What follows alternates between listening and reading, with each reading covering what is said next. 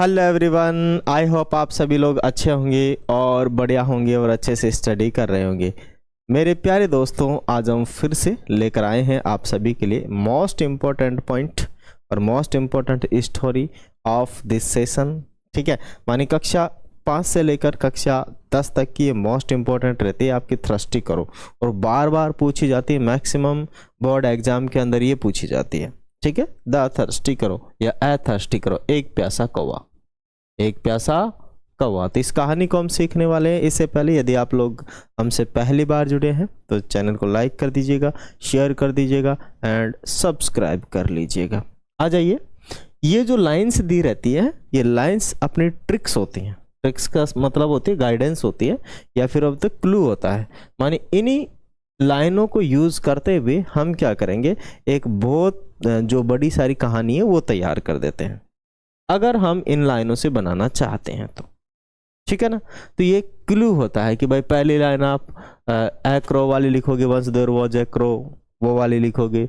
दूसरी very first इसके बारे में लिखोगे, है ना। और फ्लाइज हियर एंड देयर, ये भी मेंशन करोगे। मतलब इन लाइनों को यूज में करते हुए आप लोगों को क्या करना है, इस कहानी को बनाना है, लिखना है। अब मैंने भी इन्हीं कहानी को यूज में लेते हुए लिख रखा है। आ जाइए, ठीक है। यहाँ पे ध्यान रहे, टेंस अलग है। यहाँ पे टेंस देखो फ्लाइज कर रखा है ना। तो ये जब भी हम कहानी लिखते हैं तो प्रेजेंट टेंस में न लिख पास्ट में लिखते हैं। पास्ट सिंपल, पास्ट कंटिन्यूस और पास्ट परफेक्ट में लिखते हैं। ओके, क्योंकि कहानी तो पुरानी टाइम की होती है, अभी की नहीं होती है ना, इसीलिए। ओके, तो जब भी हम लिखें कभी भी तो पुराने टाइम से लिखें। ओके, पुराने टाइम का मतलब है पास्ट टेंस में आप लिखें। यहां से लेकर यहां तक तो इसका नाम था ए थर्स्टी क्रो। आगे से यहां से स्टार्ट है कि once upon a time there was a crow. समझो, once upon a time, a क्या बोलेंगे, a time there was a crow, एक बार एक कौवा था। एक बार एक कौवा था। वंस का मतलब होता है एक बार, अपन का मतलब है पर ऊपर। ठीक है, ए टाइम मानी एक समय, देयर मानी का कोई अर्थ नहीं है। वैसे तो यहाँ पे इंट्रोडक्टरी सब्जेक्ट है ये, है ना। इंट्रोडक्टरी सब्जेक्ट के रूप में काम आ रहा है इसका। Once upon a time there was a crow तो इंट्रोडक्टरी सब्जेक्ट आया, इसका कोई अर्थ नहीं है यहाँ पे। वॉज टेंस है, प्रेजेंट पास्ट सिंपल। ए क्रो मानी एक कौवा, मानी एक बार एक कौवा था। ठीक है। One day it was very thirsty, एक दिन वह बहुत प्यासा था। वन डे, वन डे मानी होता है एक दिन। वन डे मानी एक दिन। इट वॉज वेरी थ्रस्टी, वह बहुत प्यासा था। मानी इट कौवे के लिए आया है। वेरी मानी होता है बहुत, थ्रस्टी मानी प्यासा। वॉज प्रेजेंट सिंपल टेंस की पहचान। ठीक है, आगे आ गया है। It flew air and they are in search of water. It किसके लिए आया है, कौवे के लिए आया है। इट फ्लू वह उड़ा, एयर एंड देयर इधर उधर, यहाँ वहाँ, इधर उधर या यहाँ वहाँ। इन सर्च ऑफ वाटर मानी पानी की तलाश में। जब कोई कौवा हो, चाहे आदमी हो, चाहे कुछ कोई जानवर हो, जब उसे पानी चाहिए तो इधर उधर भटकता है पानी की तलाश में। तो ये उड़ना जानता है, कौवा है, उड़ता है, तो वह पानी की तलाश में इधर उधर उड़ा। पानी की तलाश में इधर उधर उड़ा। इट सा है जग, उसे एक जग दिखाई दिया। जब ये इधर उधर उड़ा तो कहीं पे उसे एक जग दिखाई दे दिया। There was a little water in it. ठीक है, वहां पर थोड़ा सा पानी था। Little water, a little water, या फिर आप कह सकते हो सम वाटर।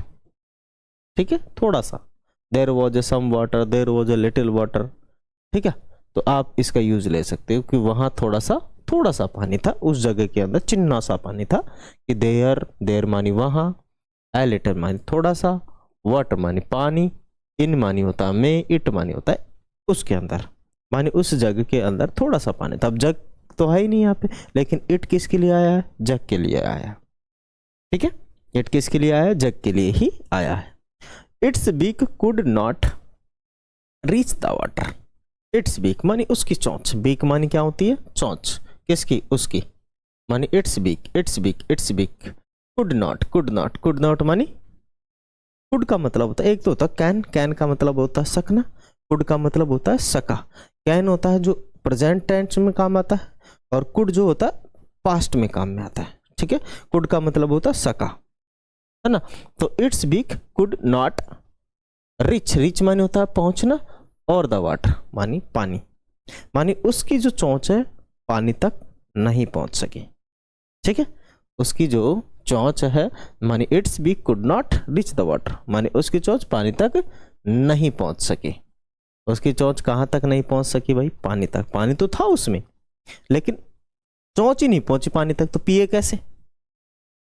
आगे, it was very clever, it was very clever, sorry, the crow was very clever. It was very clever भी ठीक है, क्योंकि इट भी क्रो के लिए आ रहा है, और यहाँ पे क्रो दे दिया तो क्रो वॉज वेरी क्लेवर, मानी जो क्रो था वो बहुत चतुर आदमी था भाई साहब। क्रो थुजा, जो क्रो था मानी कौवा था, वो बहुत चतुर था। क्लेवर का मतलब होता है चतुर, क्लेवर का मतलब क्या होता है? चतुर। वो बहुत चतुर था। इट थॉट ए प्लान, उसने एक प्लान सोचा। इट थॉट ए प्लान, उसने एक योजना सोची, उसने एक तरीका सोचा। क्या तरीका सोचा? कि it brought some pebbles of the stone, ठीक है। वो कहीं से, ब्रॉट का मतलब होता लाया, वो कहीं से कुछ कंकर के माने कंकर लेकर आया, ठीक है ना। स्टोन के टुकड़े लेकर आया, माने स्टोन लेकर आए, है ना, स्टोन के टुकड़े लेकर आया। ब्रॉट ब्रिंग की सेकंड फॉर्म है ना, ब्रिंग, ब्रिंग की सेकंड फॉर्म में ब्रिंग का मतलब होता है लाना, ठीक है ना, क्या करना? लाना। तो सेकंड फॉर्म में लाया है, ठीक है। तो वो कहीं से क्या लेकर आया? कुछ टुकड़े लेकर आया, पत्थर के टुकड़े लेके आया। एंड इट ड्रॉप्ड दैम, और उसे गिराने लगा। ड्रॉप करना मतलब डालने लगा। It dropped them into the जग, और उसने क्या किया? उन टुकड़ों को ड्रॉप में डाल दिया, है ना, जग में डाल दिया। द वाटर रोज अप, पानी ऊपर आया, ठीक है। रोज का मतलब होता है राइज, राइज की सेकंड फॉर्म है रोज। राइज का मतलब होता है उठना, राइज का मतलब होता है उठना, है ना, जैसे उगना या उठना। तो सूरज जैसे सुबह सुबह उगता है तो हम बोलते हैं कि सूरज उग रहा है, तो द सन इज राइजिंग, बोलते नहीं बोलते? सन उगता है तो सन राइजस, सन राइजस, सन उगता है, ठीक है ना। तो वही है, उगने का मतलब ऊपर उठना। तो यहाँ पर पानी भी ऊपर उठा, द वाटर रोज अप, पानी ऊपर आया, ठीक है। पानी ऊपर आया तो इट ड्रंक वाटर, उसने पानी पिया। पानी ऊपर आया तो उसने पानी पी लिया। अब पानी पी लिया, अब क्या करेगी? It was very happy, it was very happy, वह बहुत खुश था। कौन? कौवा। इट फ्लू अवे, और वह उड़ गया। उसने बहुत सारा पानी पी लिया, खुश हो गया और उड़ गया। बात आ गई समझ में? आगे आ गया है आपका यहाँ पे मॉरल। मॉरल का मतलब है शिक्षा, कि आपको इस चैप्टर से क्या शिक्षा मिलती है। तो ये शिक्षा है आपको विजडम पेस, मानी बुद्धिमता, बुद्धिमता, बुद्धिमता,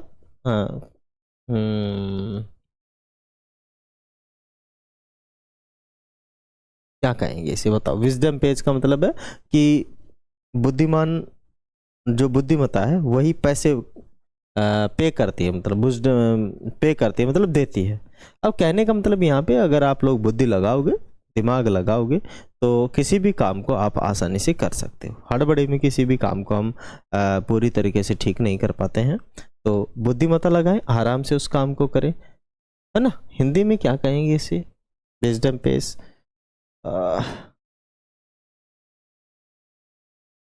पता नहीं हिंदी में क्या कहेंगे। विजडम, विजडम पेज का मतलब तो यही होगा कि भाई जो बुद्धिमत्ता है या फिर बुद्धिमान आदमी ही क्या होता है, अपना सही काम कर पाता है, ठीक है, हर संकट से।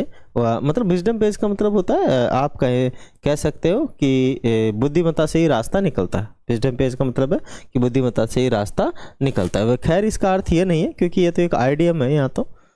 ओके, चलिए। तो और भी मैं आपको बता देना चाहता हूँ कि भाई अपने 10वीं क्लास में क्या क्या चल रहा है, या अगर आप लोग ऑफलाइन ज्वाइन करना चाहते हैं, हमारे विलेज से हैं, तो ओनली 1100 रुपये के अंदर जो 26-27 का सेशन है वो आपको मिलने वाला है, ठीक है। प्लस 100 रुपये और होते हैं टेस्ट के, तो 1200 रुपये आपसे लिए जाएंगे, है ना। और यदि आप ऑनलाइन पढ़ना चाहते हैं तो फ्री ऑफ कॉस्ट अपना ऑनलाइन है, बिल्कुल free, no cost, zero cost, है ना। फीस ज़ीरो है ना, फीस बिल्कुल क्या है, ज़ीरो है, ओके। और कक्षा 10 की लाइव क्लासें हैं, मैथ साइंस और ग्रामर की क्लासें आपको अवेलेबल होंगी, ओके, 2026-27 के सेशन के लिए। अभी जो हम साइंस के न्यू जो एनसीईआरटी लागू हुई है कक्षा 6, 7, 8, 9, 10 अभी लागू नहीं हुई है, 10 में तो, 8 में भी लागू नहीं हुई है, 7 में इस साल लग जाएगी और 9 में लग जाएगी इस साल, ठीक है ना। तो बिल्कुल हम उसी की तैयारी कर रहे हैं और उसी से रिलेटेड वीडियो हम आप लोगों के लिए लेकर आ रहे हैं। चलते हैं, फिर मिलेंगे। Thank you, thanks for watching. जय हिंद।